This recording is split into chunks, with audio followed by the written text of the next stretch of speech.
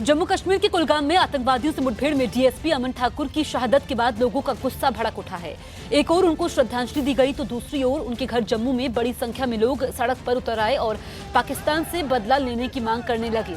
अब से कुछ देर में शहीद अमन ठाकुर का पार्थिव शरीर उनके घर जम्मू में लाया जाएगा और दोपहर बाद उनका अंतिम संस्कार होगा। जम्मू कश्मीर पुलिस के डीएसपी अमन ठाकुर कुलगाम में आतंकवादियों से हुई मुठभेड़ में घायल हो गए थे, जिनका बाद में अस्पताल में निधन हो गया था। सुरक्षा बल को कल आतंकवादियों के छिपे होने की खबर मिली थी। इसके बाद सुरक्षा बल के जवानों ने अलग अलग जगह पर मोर्चा संभाल लिया।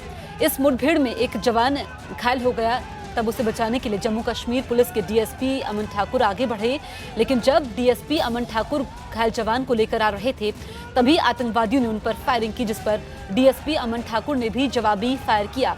इस गोलीबारी में आतंकी मारा गया, लेकिन डीएसपी अमन ठाकुर भी घायल हो गए थे। बाद में इलाज के समय उनकी मौत हो गई। शहीद अमन ठाकुर 2011 बैच के आईपीएस अधिकारी थे, जिन्हें शेर कश्मीर वीरता पदक से सम्मानित किया गया था। तो तस्वीरें आप देख सकते हैं, जम्मू कश्मीर के डीएसपी को श्रद्धांजलि दी गई थी। कल कुलगाम में आतंकवादियों से लोहा लेते हुए अमन ठाकुर शहीद हो गए थे।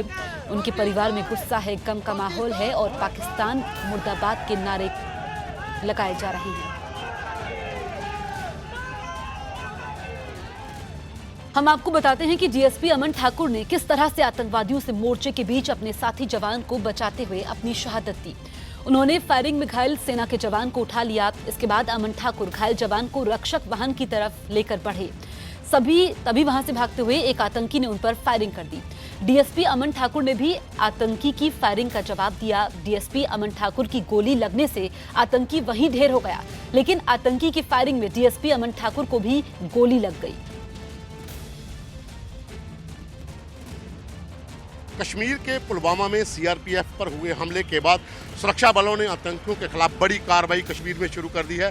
कल कुलगाम में जैश के 3 आतंकी मारने में सुरक्षा बलों को सफलता मिली है। हालांकि इसमें एक सेना का जवान शहीद हुआ है और जम्मू कश्मीर पुलिस का डीएसपी अमन ठाकुर भी शहीद हो गया है। अमन ठाकुर जम्मू कश्मीर पुलिस के 2011 बैच के अधिकारी थे और डोडा के रहने वाले थे। फिलहाल जम्मू में उनका परिवार रह रहा है। कल कश्मीर में उन्होंने शहादत पाई थी। लगातार कई ऑपरेशन में भाग ले चुके अमन ठाकुर को 2 बार जम्मू कश्मीर सरकार की तरफ से सुरक्षा पुरस्कार के लिए, बहादुरी पुरस्कार के लिए नवाजा था। उन्हें शेर कश्मीर पुलिस मेडल बहादुरी के लिए मिल चुका है। काफ़ी ऑपरेशन में अमन ठाकुर ने भाग लिया था। हालांकि अमन ठाकुर के परिवार का जो कहना है कि उनके रग रग में देशभक्ति भरी हुई थी, वो वर्दी चाहते थे सीने के ऊपर। यही वजह है कि उन्होंने जम्मू कश्मीर सरकार की 2 सरकारी नौकरियों को छोड़कर केपीएस जो कश्मीर पुलिस सर्विसेज है उसको ज्वाइन किया और वहाँ पर डीएसपी बन के कश्मीर में कई ऑपरेशंस में उन्होंने भाग लिया। वो सरकारी लेक्चरर थे, उससे पहले समाज कल्याण विभाग में भी वो अधिकारी थे। लगातार वो सुरक्षा बलों के खिलाफ जो ऑपरेशन हो रहे थे कश्मीर में, उन्होंने बढ़ चढ़ के हिस्सा लिया था। लेकिन कल वहाँ पर एक सेना के मेजर को बचाते हुए उन्होंने शहादत पाई, लेकिन मरने से पहले एक आतंकी को मारकर सेना का जो घायल मेजर था उसको भी रेस्क्यू किया। बाकी अपनी पूरी टीम को वहाँ से रेस्क्यू किया। कई बहादुरी के किस्से जो अमन के दोस्त हैं वो सुना रहे हैं कि किस तरह के बहादुर दिलेर थे। हालांकि उनकी सर्विस ज़्यादा नहीं थी जम्मू कश्मीर पुलिस विभाग में, लेकिन अपने इस कम समय में भी अमन ठाकुर ने अपना नाम जम्मू कश्मीर पुलिस में काफ़ी बनाया हुआ था। यहाँ पर जो डीपीएल है जम्मू का डिस्ट्रिक्ट पुलिस लाइन, यहाँ पर उनका पार्थिव शव पहुँचेगा और यहाँ पर श्रद्धांजलि देने के बाद जो अधिकारी है श्रद्धांजलि देने के बाद अमन ठाकुर के पार्थिव शव को पैतृक गाँव जो जम्मू में फिलहाल जहाँ पर वो रह रहे हैं वहाँ पर अंतिम संस्कार के लिए भेजा जाएगा और वहाँ पर राष्ट्रीय सम्मान के साथ अमन ठाकुर का अंतिम संस्कार होगा। कैमरामैन राजू के साथ पवन शर्मा, न्यूज़ 18 इंडिया, जम्मू। हमें अपने बहादुर जांबाज ऑफिसर को खोने का गम भी है और उसकी बहादुरी पर हमें फख्र भी है। उनके बड़े भाई वो भी पुलिस में हैं और बड़े सालों से पुलिस में काम कर रहे हैं। ये इनके छोटे भाई अमन जो आज शहादत पा गए हैं, ये आसपास में जिलों में काम करते हैं, दोनों पुलिस में थे। यकीन नहीं, अभी भी स्टिल अनबिलीवेबल कि यकीन नहीं आ रहा है कि अमन हमारे साथ इस टाइम नहीं है। जब हमारे क्लासमेट्स ने ये मैसेज भेजा कि अमन का मतलब वहाँ पे जो कुलगाम में आज एनकाउंटर चल रहा था वहाँ पे उसकी डेथ भी हुई है, तो एक शॉक लगा। वो कॉम्पिटिटिव एग्ज़ाम्स के या सिविल सर्विसेज के लिए प्रिपेयर करने लगा और फिर उसका 2011 बैच में KPS जो है वो क्वालिफाई किया था और तब से ऑलमोस्ट वो कश्मीर डिवीज़न में ही पोस्टेड रहा एज ए DSP। तो ये हमें भी मतलब मैं तो ये नहीं कहूँगा कि डोडा एरिया के लिए ये नुकसान हुआ, बल्कि एक तो पूरे नेशन के लिए ये है कि they have lost a brave soldier. इसके बारे में कहना क्या हो सकता है? इसके लिए तो रेशमगाद पूरा दुखी है। ये जहाँ जो रहता था ना, जिसने देखा होगा वो सभी दुखी है इसके लिए। इतना खूबसूरत, इतना होनहार लड़का जिसने केएस करके DSP की पोस्ट ली हो, वो कितना कम होगा। और उसको देख के तो 7 साल पहले हमारे घर में शिफ्ट हुए थे वो, तब उनकी वाइफ प्रेग्नेंट थी, बेबी उनका यहीं पे हुआ, बर्थ उसका यहीं पे हुआ है। उस टाइम पे अमन अंकल की ड्यूटी श्रीनगर थी, 2-3 साल वहाँ पे थे वो लोग। और तब यहाँ पे उनके अमन अंकल के फादर मदर यहीं पे थे, उनकी वाइफ यहाँ थी, उनका बेबी हमारे साथ रहा हुआ है। 7 साल से वो हमारे साथ रहा है, फैमिली की तरह थे हमारी। तो इसलिए अभी हमारे घर पे शादियाँ थी 2, उनको भी इनवाइट किया था, बट आज ही कल बात हुई थी उनसे, तो उनको पूछा कि आपने कब आना, तो उन्होंने कहा जैसे थोड़ा मामला ठंडा होता है मैं अभी जम्मू आ जाऊँगा। पता नहीं था ऐसे आना उन्होंने। तो शहीद DSP को आज अंतिम विदाई दी जाएगी और सभी के लिए विश्वास करना मुश्किल हो रहा है कि अब अमन ठाकुर हमारे बीच में नहीं है। हमारे 2 सहयोगी हमारे साथ लाइव मौजूद हैं, रिफत अब्दुल्ला श्रीनगर से और समीर भट्ट जम्मू से। सबसे पहले हम समीर भट्ट के पास चलते हैं। समीर, हम अमन ठाकुर के पड़ोसियों को भी सुन रहे थे और परिवार के लिए ये बेहद मुश्किल वक्त है। अमन ठाकुर के परिवार में कौन कौन लोग हैं और क्या मांग कर रहे हैं परिवार वाले?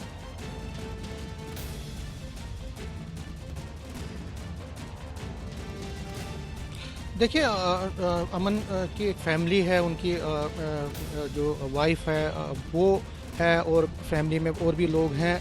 ज़ाहिर तौर पर जो बाकी शहीदों के परिवार मांग कर रहे हैं वही उनके परिवार के भी डिमांड है। वो कहते हैं कि अब बहुत हो गया, कितनी शहादत, कब तक ये शहादत, और कितने लोगों को हम शहादत करेंगे। अब आर पार की लड़ाई करनी पड़ेगी। अब आतंकवाद के खिलाफ, इस टेरर के खिलाफ एक डिसाइसिव जो है एक रणनीति के तहत हमें आगे बढ़ना पड़ेगा। उन्होंने कहा कि आज उनके परिवार का शहीद हुआ, बहुत सारे अभी 40 हमारे जो CRP वाले शहीद हुए, इससे पहले भी इतने लोग हर दिन शहीद होते हैं, चाहे वो आतंकवाद के खिलाफ या नक्सल प्रभावित इलाकों में हमारे लोग शहीद होते हैं, हमारे जवान शहीद होते हैं। तो अब गवर्नमेंट ऑफ इंडिया को, सेंट्रल गवर्नमेंट को वो कहते हैं कि अब बहुत हो गया, अब आपको एक ठोस रणनीति के तहत आगे बढ़ना पड़ेगा और इस आतंकवाद, इस दहशतगर्दी, इस मिलिटेंसी के खिलाफ, और पाकिस्तान जो कि इस सब का जन्मदाता है, उसके खिलाफ अब आर पार की लड़ाई करनी पड़ेगी।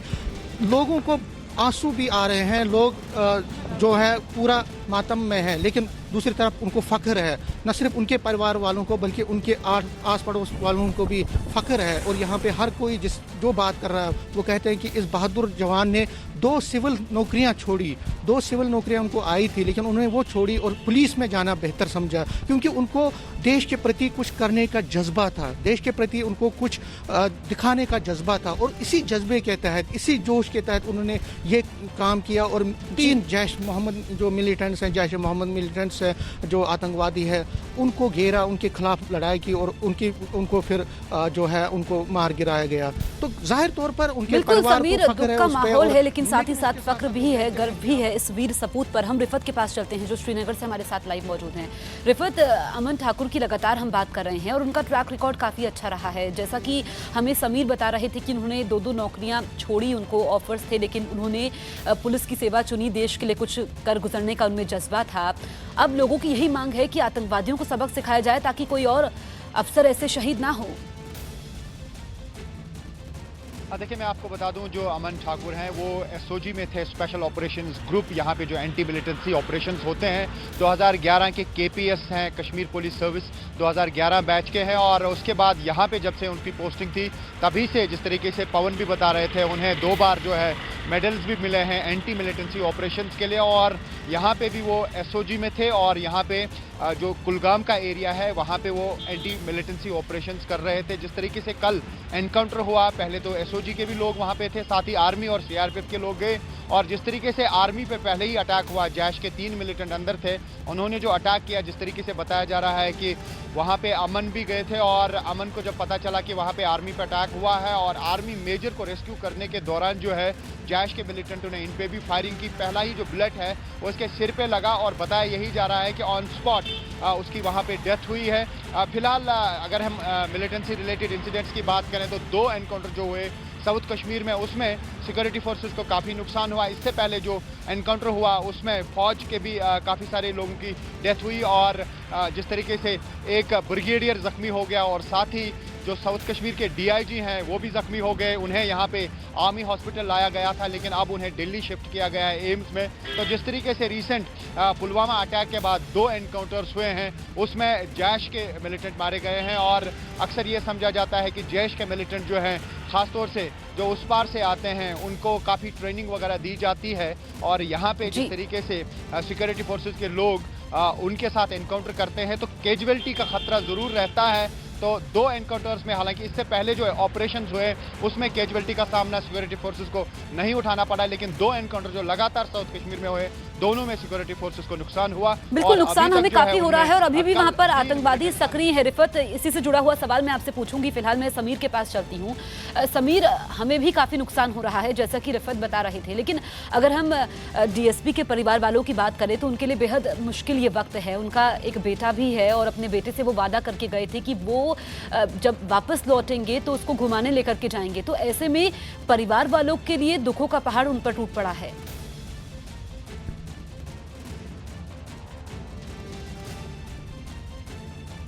देखिए, बिल्कुल आपने सही कहा। परिवार में अगर कोई जाता है तो नेचुरली उस परिवार में जो है सदमा रहता है, उसमें मातम होता है और यही हाल है। एक जवान बेटा एक माँ ने खो दिया, एक पति जो जवान पति है, एक उसकी जो है उसकी बीवी ने खोया। तो जाहिर तौर पर बच्चा जो अभी छोटा बच्चा उसने अपने डैडी को जो खोया, तो जो दर्द उनके जहन में है, उनके गम, जो गम उनमें है वो कोई भी उसको भांप सकता है, उसको समझ सकता है। लेकिन सबसे बड़ी बात यहाँ पे ये है कि परिवार भी कहता है कि हाँ, उन्होंने अपने बच्चे को खोया देश के लिए। उनको फ़ख्र है कि देश के लिए उनका बच्चा काम आया, लेकिन वो गवर्नमेंट से नाराज़ है। उनको कहना है कि गवर्नमेंट जो है वो सिर्फ बातें कर रही है।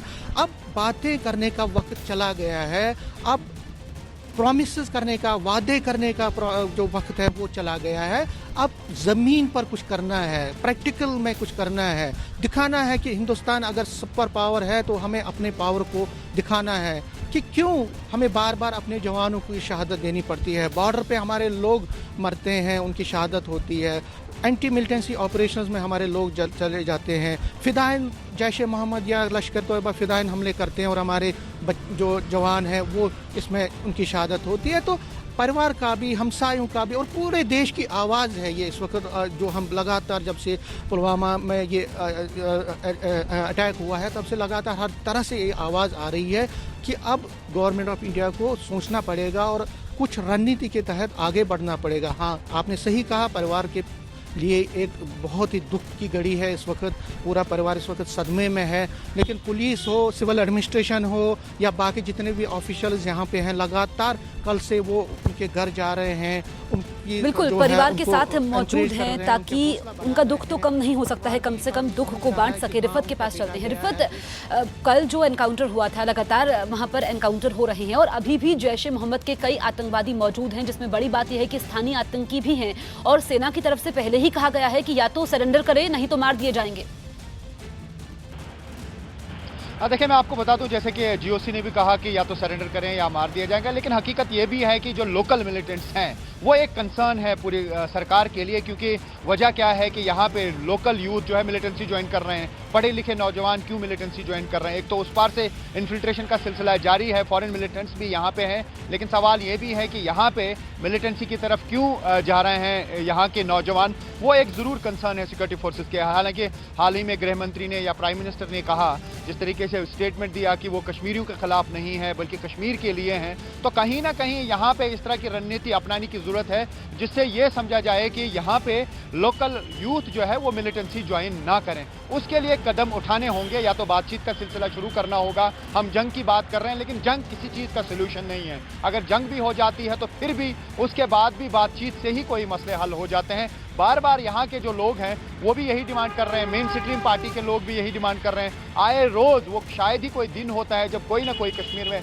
नहीं मरता है, चाहे लॉ एंड ऑर्डर की सिचुएशन पैदा होने से कोई मरता है या एनकाउंटर्स में कोई मरता है। अगर लोकल मिलिटेंट मरते हैं वो भी कश्मीरी मरते हैं। तो कुल मिला के अगर हम बात करें तो अब एक वक्त आ गया है कि कोई सोल्यूशन ढूंढा जाए। आखिर कब तक इस तरह का खून खराबा देखने को मिलेगा? चाहे फौजी जवान मरता है तो वो सबको दुख हो जाता है उसका, पुलिस वाला मरता है तो सबको दुख हो जाता है उसका। तो आखिर कब तक ये सिलसिला जारी रहेगा? आपको मालूम है एक अटैक जो पुलवामा में हुआ, 40 CRPF के लोगों ने जान खो दी उसमें, उनके परिवार हैं, उनके बच्चे हैं। आखिर कब तक ये सिलसिला जारी रहेगा? इस पे कहीं ना कहीं बात करने की ज़रूरत है। अब देखना यह होगा कि दोनों मुल्कों के दरमियान क्या कुछ होने वाला है। क्या टॉक्स की फिर से कहीं से ऑफर आएगी या टॉक्स का सिलसिला जारी होगा, जारी रखी जाएगी टॉक्स की बात। लेकिन जिस तरीके से इलेक्शंस आ रहे हैं यहाँ पे, जनरल इलेक्शंस, अभी ऐसा नहीं लग रहा है कि दोनों मुल्कों के दरमियान कोई बातचीत का सिलसिला शुरू हो सकता है। जबकि मैं फिर से कहना चाहूँगा, बॉर्डर्स पे जब टेंशन होता है तो वहाँ आर पार के लोगों को ही नुकसान होता है,